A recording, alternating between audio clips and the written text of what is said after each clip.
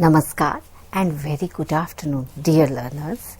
We have been trying to unravel the sociological foundation of education. It is itself an area of education. We have been trying to understand how sociology has chosen a tool and why it has chosen education as a tool for socialization, for the different functions it needs to perform. The society, or we can say the sociology, has chosen education for social integration, social placement and social and cultural integration. These were the points which we have discussed in our previous lecture. These were the functions of education, which education has been performing in the past, it is performing in the present, and it shall be performing in the future as well. So friends, while discussing about these functions, we understood that how these functions are incorporated by the teachers in the class. Apart from these functions, there is another important function which is in contradiction to all these functions, which is social inequality. This is also something which is perpetuated in the class by the teacher. How does she do it? In fact, if we talk about standardized tests, what are they? They are the way to bring the social inequality.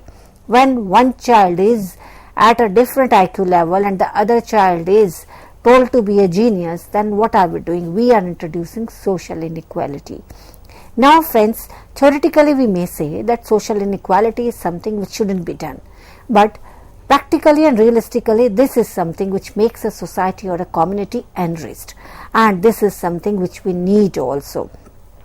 In fact, as far as the social inequality is concerned, through the different tests, it is usually culturally biased. Those tests are usually culturally biased, and they usually include questions which are likely to be known by the people who have the background, and the others who don't have that kind of experience, they may not be answer them.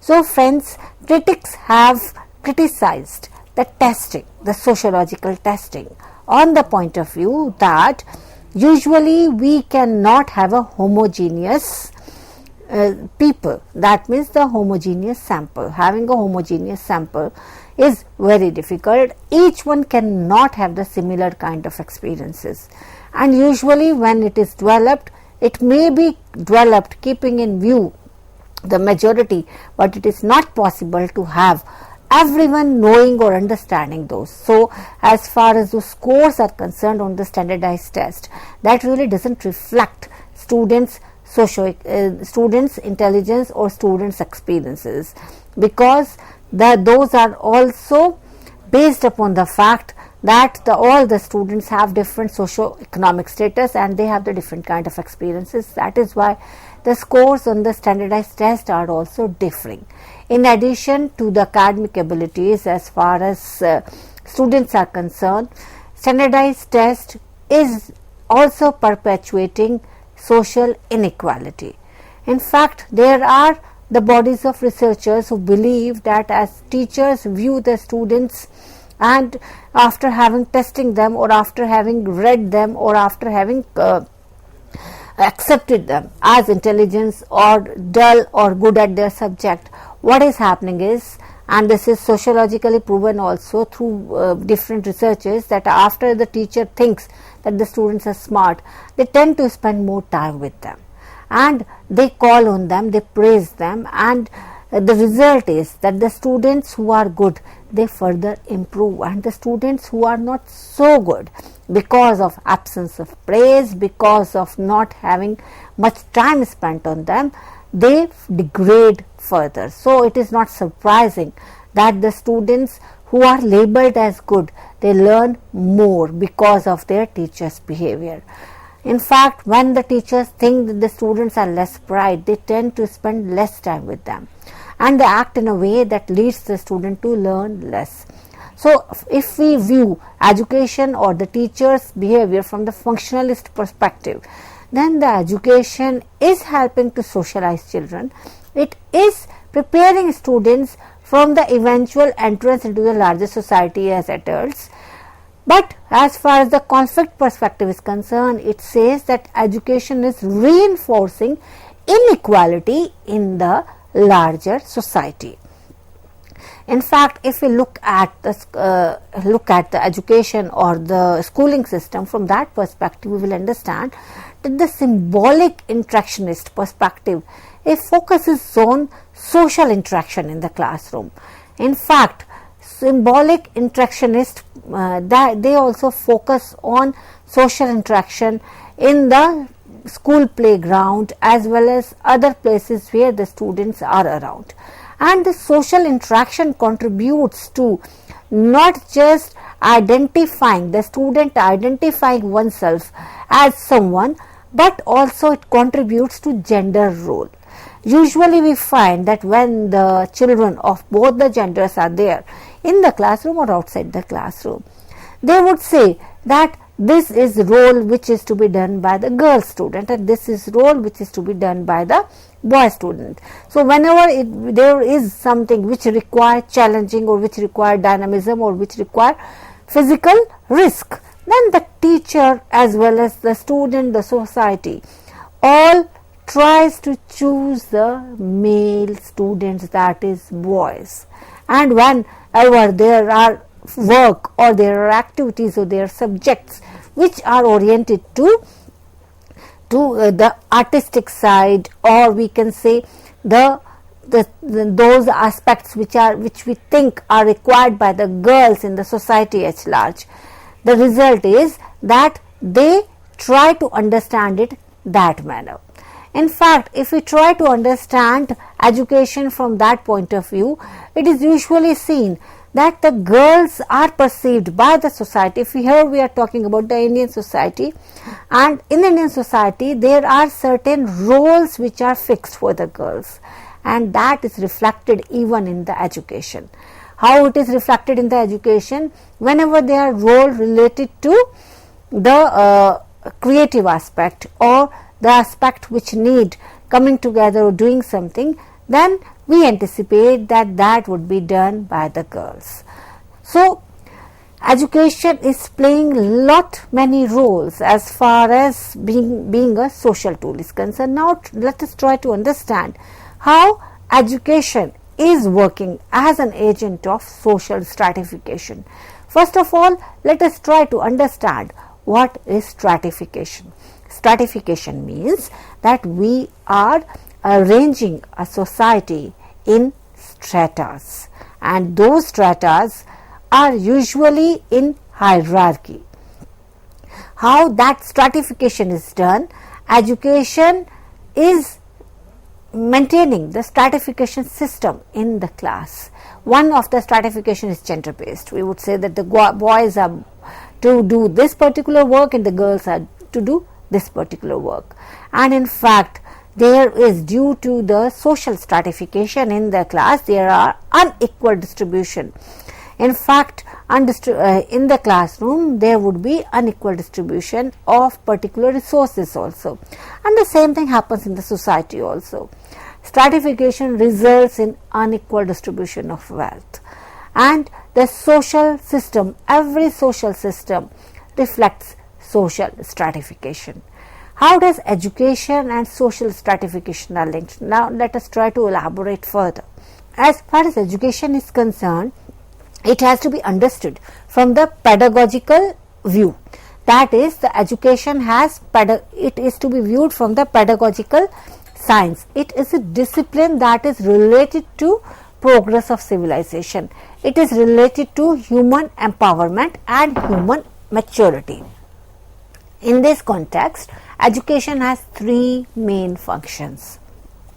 One is integrative, second is egalitarian, and third is development function. How does education serve these functions? As to become an agent of social stratification, as to bring the social stratification. When a resident is, through his writing, has tried to explain the development of the science of education, he or the researcher has tried to elaborate all the three functions, that is integrative, egalitarian as well as development function. Education is a plant system, and that usually humanizes human in order to exist in society, and it also encourages social mobility as well as class struggle. How does it encourage social mobility? Friends, as far as social mobility is concerned, education is a tool which has been used globally in all the countries, not just in our country, as to bring social mobility. How the social mobility has been brought by the education? Let us take example of Shudras.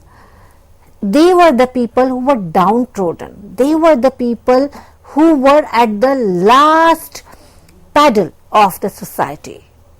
As to improve themselves, as to get to the higher position, they educated themselves, and they were further helped by the constitution also to get the good jobs.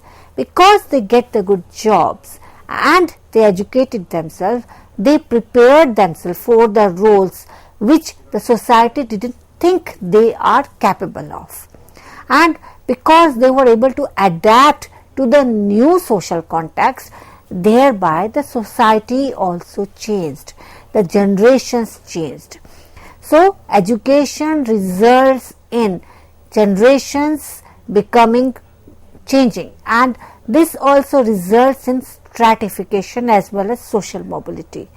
It is a valued asset, particularly in the modern society, and usually considered as the very high aspect.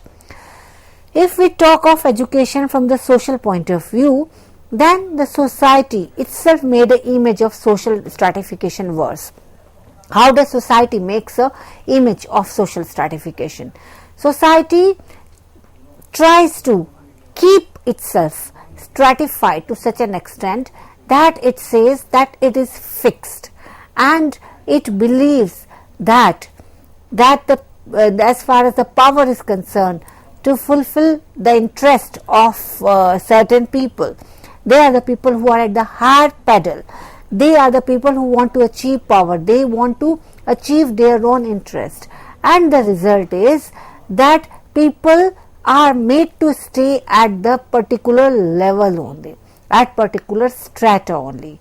And the people who does not pursue power, those who even assume that social modification is what makes social inequality in society, they are the accepting that social stratification is a fact. So, people who are pursuing power, who are assuming that social modification is resulting in social inequality in society, they are the one who are accepting the social stratification. So, social stratification is not only accepted by the people who are rejecting social modification, but also those who are taking up social modification and keeping themselves glued to it, or trying to have that image of the society.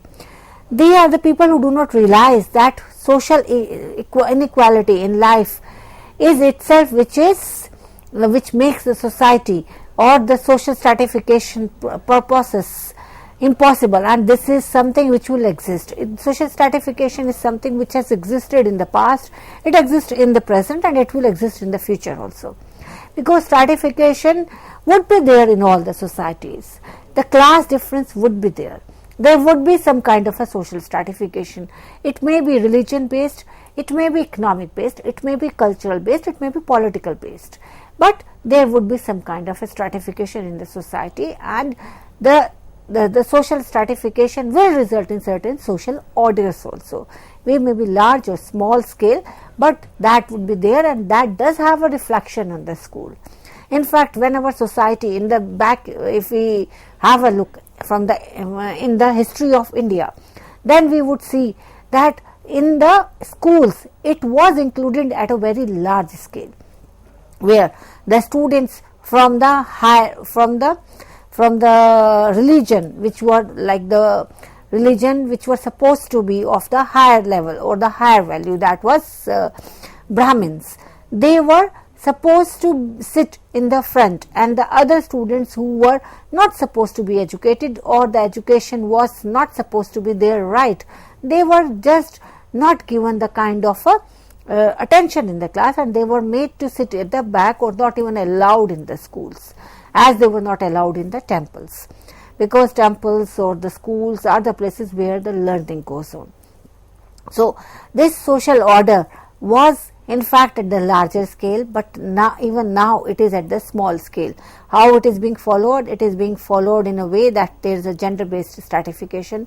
There is stratification on the basis of intelligence, like we would say that the good students usually sit at the front and the poor students would sit, those who are not very good at learning, they are usually sitting at the back. Or we would have so social stratification is a fact which stays in the class in one way or the another. In fact, as far as the community layer system is concerned, that comes automatically.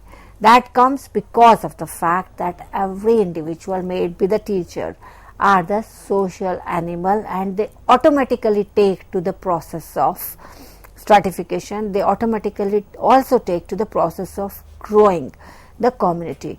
So, social stratification, social mobility are there in the society, and they are not to be read as being contradictory. They are not the contradictory, they are going side by side. As the stratification is changing, that does not mean that whenever the social mobility is happening in the society, that is one particular community after learning due to the education is moving to some other level or becoming rich due to the business. That does not mean that the social stratification has changed. It means that we have come down to different kind of social stratification. So, stratification is something which is a continuous process, just as social mobility is continuous process. That is why we generally say that society or community is very dynamic. Why is it dynamic? It is dynamic because every human being is dynamic, and because human being is dynamic, and as well as the environment around the person is very dynamic, that is why the societies are undergoing the change very consistently and persistently. If we have a look at the present scenario, then how are the kids are being educated nowadays? The kids are being educated through online also, and through the different channels also. We can say that the school isn't one of an agency, but apart from the school and the peer group, there are other agencies also which are working towards that. They are working in the direction of educating the children. Which are those agencies? They are the new agencies, but they have become more important. They are the agencies which are due to the fact that the online teaching has become very important, or we can say that these agencies have become very important because of the fact that IT, information, it's an information age, and that is why the IT, the information technology, has become very important, and this is providing the new kind of knowledge, the new kind of education. Nowadays, when we talk about play, we would find most of the children are not playing at outside. In fact, they love to play at their phone or at the PC or on the laptop, because they are trying to have that satisfaction which a play gives. What kind of satisfaction when the child plays outside gives? Satisfaction of being a winner, satisfaction of competition, that is being provided even by the online games also, as well as downloadable games also, and because of that the children are usually doing lot of online gaming. So friends, as far as the formation of the layer of society is concerned, that keeps on happening. It keeps on happening by itself also, based upon the intelligence, based upon the age, based upon the level, based upon the nature of authenticity of the kinship of a community. And if the kinship is comparatively loose, then naturally the layering will be happening at a very fast pace, and perhaps these are the assets with certain limits. So what does that mean? From the sociological perspective, we usually say that it is not appropriate that we should have kids playing online. Why? Because that is weakening their understanding of working in peer group. That is weakening their understanding of people, and they are just learning one thing, which is competing. So, and competition, and that too being glued to a screen, and that too in a virtual world where there is no real person. So, is it possible that after that the kids, when they are going out, would they be balanced? Would they be understanding the society in a way we want them to? That is why usually the sociologists as well as psychologists, they speak of rejecting these online gaming or the social media, the students or the kids being glued to social media, even the adults being glued to social media, because that is making them adapt to virtual life rather than the real life, and that would result in the differences in the people. Now friends, getting back to it, what is social group? As far as the social group is concerned, what are the reasons why the social groups are formed? The social groups can be formed on the basis of intelligence. They can be even formed on the basis of interest. We would say that the kids who are good at mathematics, they would like to become part of a social group. The kids who are good at football, they would like to become the part of the social group, and that also leads to distinction of layers, and this is a universal phenomena, and that is part of a social system of every society. As far as size or criteria is concerned, which is very prominent or dominant depending upon the what kind of social layer is concerned, that is decided by the how society, the criteria is the one which decides that how that layering is strong or long term. What are the criteria which results in prominent or dominant basis of those social layering? First is measure of wealth. Like we have the class system. What is the reason for that class system? The class system is based upon the fact that who have more wealth. That is why we usually say middle class, lower class, middle class, upper class, or those very the class which is very rich. Another measure is power and authority. That is also a class which is we have the people who are very powerful and who have great authority. So that is also one of a rational of or one of a basis for forming social layer. So how do we do it? We have the people who are the greatest power, who are at the powerful position or authority, and because they are at the powerful position and authority and the layering exists, in fact, as the system becomes accepted, the social coating takes place. What is social coating? Social coating means that when a society has been arranged on the basis of authority, then there is social coating. To understand it further, how it is happening in the school, who has the authority in the school? Usually head of the organization, that is the principal. Now when the principal has the authority, we find that the teachers will do as far as the person who is in the power, who is in the authority is communicating, and the children will also be doing as far as communication from the people, from the authority is concerned. So that social coating takes place. The social coating takes place on the basis of policies, rules, regulation in the class. It's not so that the social coating is wrong. Social coating is needed.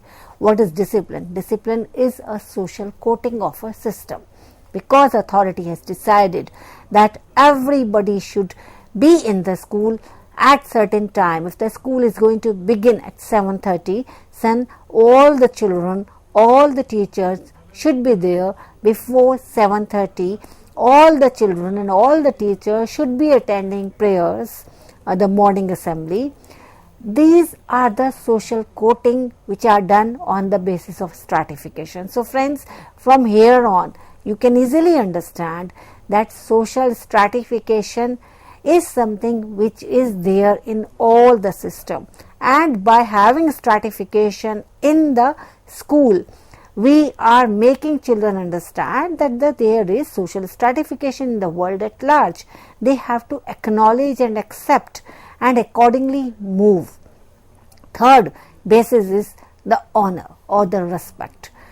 The honor or respect, to understand that we can understand that there are in the societies the religious leaders who have the honor or the respect, and because of that they are the upper level of the community, and this is how the communities have the social quoting system also.